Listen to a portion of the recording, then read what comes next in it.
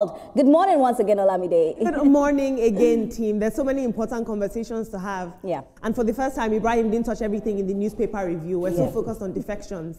Absolutely. Shall we see what other parts of the country are saying? Take it away. Yeah, go ahead. Good morning, Nigeria. I like to say that TVC has a finger on the pulse and an eye on the streets. And here on the Trending Now segment, my team and I do our best to bring you trending stories that are shaping the world that you and I live in. We begin today with some good news, where contrary to widespread reports suggesting that he was critically ill, the Minister of Finance and Coordinating Minister of the Economy, Wale Edun, has been spotted looking hale and hearty in London. The minister made a surprise public appearance at the Oda Art Gallery booth during the 154 Contemporary African Art Fair currently taking place in London. The fair features a strong Nigerian presence with works by people like Simon Ojega, Paul Majek, and Afiz Onokoya. In a video that was shared on social media, Wale Edun was seen chatting at the event, a moment that quickly dispelled online rumors that he had suffered a stroke. Recall that earlier reports had suggested that he had taken ill and was due for medical treatment abroad, prompting the CBN governor, Olayemi Cardoso, to lead Nigeria's delegation to the World Bank and IMF meetings in Washington, D.C. But from all indications, as we can see, the minister appears to be back on his feet and in good spirits by the grace of God, while proudly supporting Nigerian art on the global stage. Let's take a look at what you have to say about this on social media. So glad to see that he's able to stand on his 2 feet and he is well. Usman Ishak says, "It is wonderful to see Minister Wale Edun looking sound and well as he continues to represent Nigeria with purpose and enthusiasm. His presence at the 154 London Art Fair truly reflects the nation's confidence in the creative economy as a catalyst for innovation and growth." I love to see a positive tweet, I'll tell you that. Have to keep going.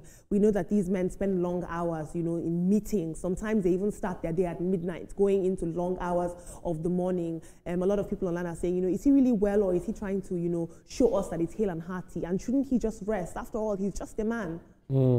Yes, you see, it doesn't only happen to politicians. Broadcasters too have that problem. If you go on leave, you have so many stories about you. Maybe you're sick, maybe you've traveled to Japan, maybe you've gone to China or something. Once you're in the public's view, your personal life becomes public. But my happiness is that he's on his feet, he's chatting, and he's still supporting Nigeria even in London.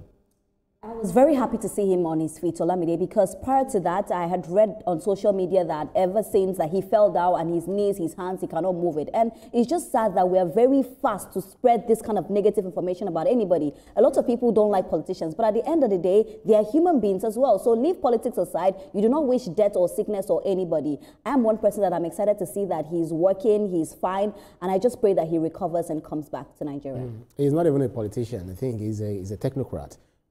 But then, of course, they get appointments from politicians altogether. The thing is, he's doing so well when it comes to monetary policies, when it comes to representing Nigeria, financially, talking investment and all of that. And we can see the growth of Nigeria's economy. These are the brains behind the Tinubu administration. So we're happy that he's back on his feet. What's the magic that they are doing, that magic wand is so heavy that anyone wielding it, tends to feel the impact on themselves. So we're happy to see him that he's on his feet. We are waiting for him to come back to Nigeria and continue in that positive stride. Well done, Absolutely. Sir. We wish him the best of luck with his health. Moving on. In a major show of commitment to peace and security, High Chief Government Tompolo, better known as Tompolo, has pledged a remarkable 10 billion naira to the Delta State Security Trust Fund. The former militant leader, now chairman of Tantita Security Services Nigeria Limited, made this announcement at the official launch of the fund in Asaba, with Governor Sheriff Oborewori and top security chiefs in attendance. Take a look at his pledge.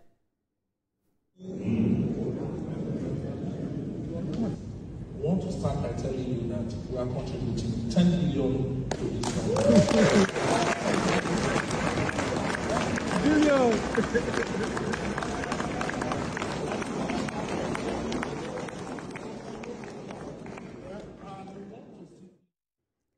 Ooh, 10 billion. This donation does stand as one of the largest private contributions to a state security initiative in Nigeria, and it carries a lot of deep symbolism. Recall that Tompolo was once a key figure in the Niger Delta militancy movement, and he played a central role in the 2009 amnesty program that restored peace to the oil-rich region. And his transformation from agitator to advocate for development highlights how reintegration and partnership can often drive real progress. I like that, agitator to advocate. Let's take a look at what you had to say about this on social media. Very generous of him. Sir Decent says, Tompolo has done well. Most persons might wonder how he made such money. Tompolo has a surveillance contract under the federal government, which runs up to 35 billion naira monthly. He's in charge of the security of the pipelines in Niger Delta. And Umenta Bright says, Tompolo, surrounding you are riverine communities ranking amongst the poorest in Nigeria. You can't uplift them, rather donating to a state that receives one of the highest allocations in the country. I've never seen something more ironical. Tim, I have to say, damned if you do, damned if you don't. It was very generous of him, but it's good to see that regardless of, the history, of Tompolo being an agitator, he's now an advocate and contributing to, his community. You see, anytime I read about Tompolo, my mind goes back to why did he join the militancy? Was it to just correct something so Nigeria will be better and everybody can work well? So you want to go to the parentage of why he was a militant, but look at what he's doing now. 10 billion into a security trust fund is the largest I've heard any single individual do. And it's commendable, and we hope that at the end of the day, this will help improve the security situation in Delta State. I totally agree with you, Etoma. In an era where we see a lot of insecurity, having someone put this kind of money, it's not a small money. I'm happy that he's able to do that, and we're talking about something very pivotal, security. But then again, I always try to play the devil's advocate. I pray that this money is actually used for what it's supposed to be used for, because oftentimes we hear lofty amounts like this, but it goes down the drill, no accountability. So I'm just hoping that it gets to be used for the right thing. I think it's a great one from him. It's a lot of money, actually. I think the first I've ever had, big one to him. Well done, government of Omokri, alias Tompolo. You're actually doing well. Oftentimes when we read the newspapers, we see what you do. We see how you're also contributing in fighting the saboteurs of the economy. You were once an activist, fighting the cause of the Niger Delta. And there you are. You're also working on the side of the federal government, working on the side of Nigeria, because your contract with the federal government didn't start with this administration. It started way back with late President Muhammad Buhari, and then some of the things that you've done in fighting those who steal our oil, our crude oil, the ship that come from all different parts of this world. US mentioned them to steal our oil. You always fight against them, and we're happy with what you're doing, giving back to the society that has made you. Thank you. Absolutely. And Tim, I think this is very symbolic, like I said earlier, because of the fact that aside from pledging this money, Tompolo has unique intel and insight into the criminal activities of that state. So I love that he's getting involved in this field. Thank you so much for your input. Moving on into the world of social media. A former government official in Blanco, Texas, and founder of Africa Arise International, Mike Arnold, has sparked controversy online after accusing Nigerian political commentator and author Reno Omokri of living a fabricated fake life built on deception and clout chasing. Now, in a lengthy post on X, the former alleged mayor recounted his personal experiences with Reno Omokri in Kenya, Texas, and Nigeria, describing Reno Omokri as a man obsessed with image and manipulation. Mike Arnold alleged that Omokri once posted videos flaunting luxury cars that didn't belong to him, claiming ownerships of vehicles belonging to someone else. He says that Reno Omokri has a pattern of dishonesty. He also claimed that Reno Omokri promised high-profile meetings with President Bola Tinubu, National Security Advisor Nuhu Ribadu, and the Sultan of Sokoto, none of which ever happened. And he described these promises as mere props that Reno often uses for his narrative and agenda. There's more accusations. Arnold further accused Omokri of lying about his identity during media appearances, saying that Reno Omokri told people that he was the current mayor of Blanco and a Republican political figure, even claiming that he was a personal friend of U.S. Senator Ted Cruz.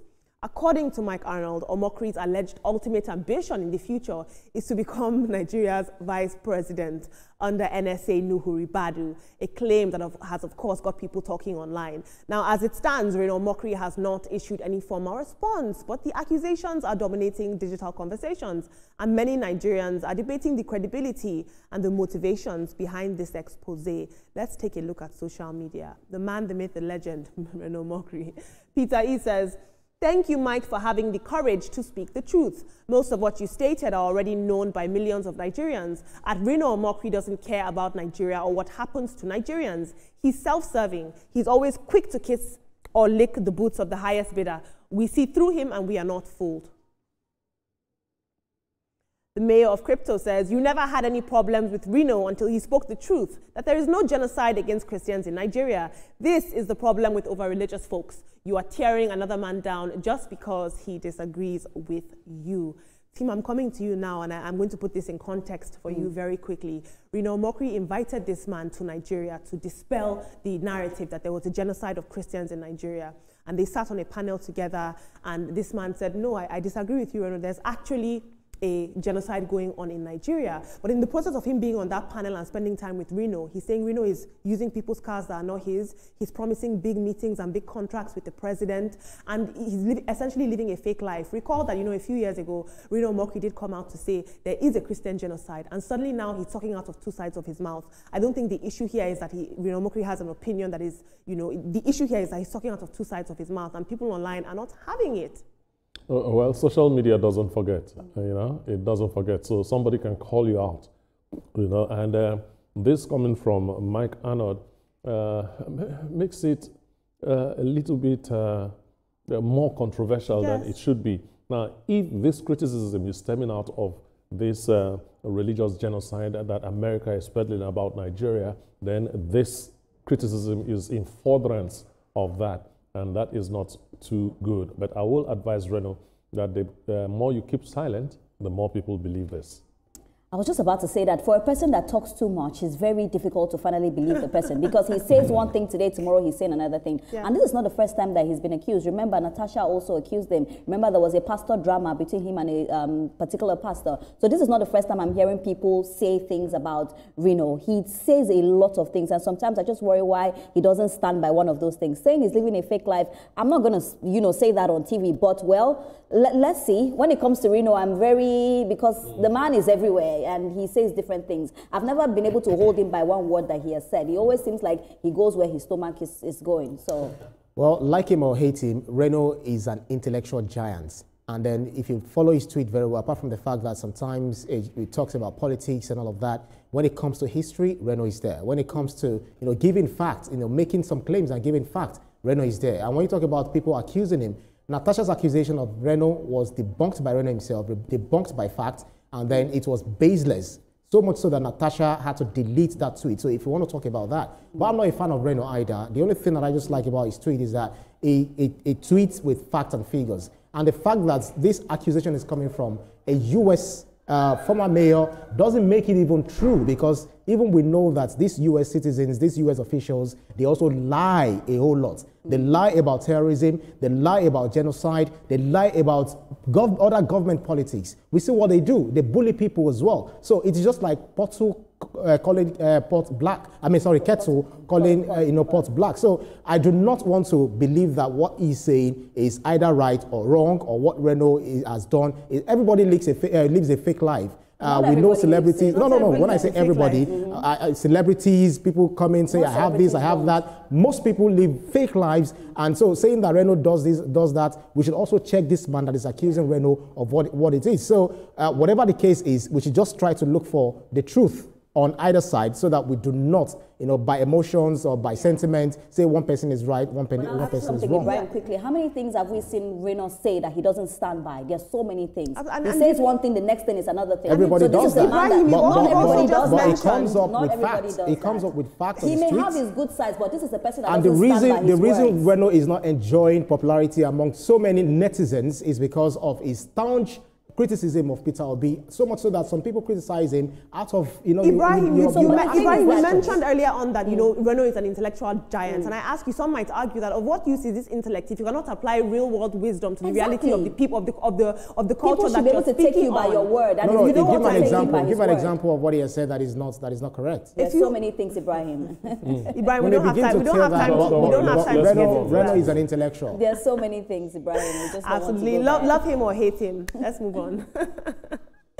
Still in the world of social media, the latest social media craze called the Apple Challenge has some Nigerians dipping their pricey gadgets in water to prove its authenticity. Now, this all started after reports surfaced that iPhone XRs were being converted into fake iPhone 17 Pros without detection. And in response, media personality Daddy Freeze kicked off the challenge to separate the real from the refurbished. Actress Nkechi Blessing Sunday joined the trend, confidently submerging her 3 million naira iPhone 17 to show it was genuine, flaunting her lineup of Apple products in the process. Oh, so fancy. Take a look at her. Apple challenge. Now that the Freeze starts this one. See the water? Film am where. Yeah, the ball una where. More na put una phone for inside water like this. Leave am will never cut to. You see how many? Just a count to 1, 2, 3, 4, 5, 6, 7, 8, 9. If they born una way, bring her out. See am. They born una way. Put her inside water. See am. They see am. Now 450k, 250k, and this 50k on where they buy is different. But what Nkechi and others seem to have forgotten or overlooked is the fact that the iPhone XR is also water resistant, meaning that there's really no foolproof way to tell it apart from the iPhone 17 just by dipping it in water. But beyond the spectacle, of course, as always, lies a deeper question. Why are we so obsessed with the Apple logo? In a society where tech has become a status symbol, it's clear that the iPhone isn't just a phone. It's now a statement of class, of relevance, and of social validation. Let's take a look at what you had to say about this on social media. Wahala for who no get iPhone 17. I am Eriolua says, the way you guys show off unnecessarily is so ridiculous. When guys in China and India are competing about how to make a phone you can drop on water and won't get spoiled. You are talking about buying such a phone and you are raising your shoulder for being a mere consumer. Ooh. Temitayo said, the way that we glorify devices is crazy. It's even a status symbol for us. I realized that most of the people around me who changed their devices on the release of a new version were all immigrants, Africans, and mostly Filipinos. It's only with us that I see phone users feeling superior to Android users, forgetting that their Android phones are as expensive or even more expensive than many iPhones. I'll take one more tweet. Finally, Brian says, the mentality of a black man, white man produces, black man brags with it. Team, there's nothing more to say than wahala for who don't get iPhone 17. Wahala if you don't have it in your hand. What do you make of this? Because I will not be dipping any of my phones into water to prove a point. First thing that came to mind was, how much is Apple paying her? You know, and maybe this is a publicity stunt for Apple or iPhone or whatever. I don't know. But iPhone 17, iPhone this, iPhone that, it's giving me a headache. I don't use iPhone, my dear, and I still communicate. I still do everything that you that's using an iPhone is doing. That post is just to bring controversy and get a lot of views. Olamide, you know, when I saw this video of her doing it, you know, and I like Nkechi in one way or the other, but sometimes this is very childish. That was too childish. In Nigeria, that we are facing serious problems. Your only problem that you're telling me is to put your phone in water to show that you bought it expensive. It's just the wrong things. We are facing the different wrong things. I saw that the Freeze do something like that too as well, and I'm wondering, these people are elderly people. At my young age, I would not do that. Why are you trying to prove a point? When you're trying to prove a point, it just means that something is wrong. That's why you're trying to prove a point. I was very disappointed in the act of what this elderly people are doing. Well, it's their right, it's their money. They can decide to dip it in water. They have their followers, they have people who applaud them. For those who, always prioritize consumerism, I love the last tweet, saying the Oyinbo man will do something, and an African man just dumping on us, and then we start running. Yeah, mine is the original. Mine is. It's just all about ego. It's so unnecessary. Absolutely. Of what value was this? Thank you for your input, team. Maybe you can put money together and buy one, and then put it inside.